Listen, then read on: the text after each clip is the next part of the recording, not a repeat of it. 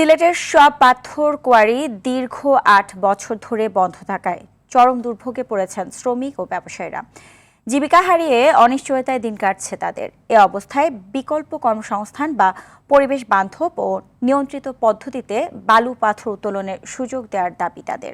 সিলেটের গোয়াইনঘাট থেকে সালমান শাহর পাঠানো তথ্যচিত্রে আরও জানাচ্ছেন সুলাইমান কবির। প্রকৃতির অপার সৌন্দর্যে ঘেরা সিলেটের পাথর কোয়ারিগুলো একসময় ছিল হাজারো শ্রমিকের জীবিকার প্রধান উৎস। তবে পরিবেশগত কারণের পাশাপাশি নানা সমস্যায় গত ৮ বছর ধরে বন্ধ জেলার জাফলং, ভোলাগঞ্জ, শ্রীপুর, বিছনাকান্দি ও লোভাছড়া সহ অন্যান্য পাথর কোয়ারিগুলো।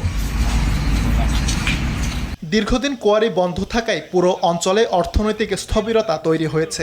আয় রোজগারের পথ হারিয়ে মানবেতর জীবনযাপন করছেন শ্রমিকরা।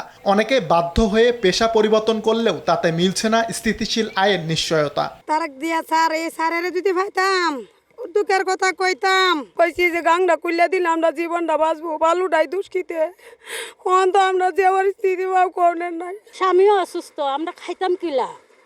কত বছর ধরে কোনো খোয়ারি টুয়ারি হয় না। শুধু শ্রমিক নয়, ক্ষতিগ্রস্ত হয়েছেন এ খাতের সঙ্গে জড়িত ব্যবসায়ীরাও। আমাদের বিকল্প কর্মস্থান করে দেন, দিয়ে পাথর কোয়ারি বন্ধ করেন, আমাদের কোনো দুঃখ নাই। জানি না ওই সরকারগুলা কেন জানি ভারত থেকে এই ১ নম্বর পাথরগুলা রাইকা মাটি মিক্সিত পাথর ডলার দিয়ে নিয়ে আসে। সরকারের কাছে আমার দাবি একটাই, আমাদের কর্মসংস্থান আমাদেরকে ফিরিয়ে দেখ।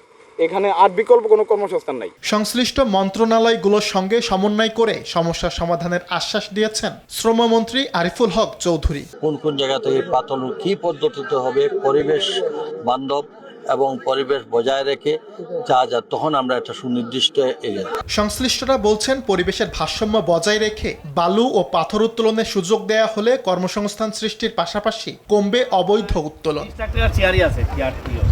সুলাইমান কবির, RTV।